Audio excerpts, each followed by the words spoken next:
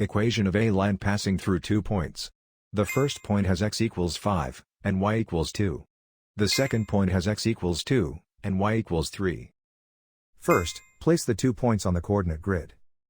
The run is the horizontal change, from x equals 5 to x equals 2, the run is -3. The rise is the vertical change, from y equals 2 to y equals 3, the rise is 1. Slope is rise divided by run, 1 over -3, which simplifies to -1 over 3. Now draw the line through both points.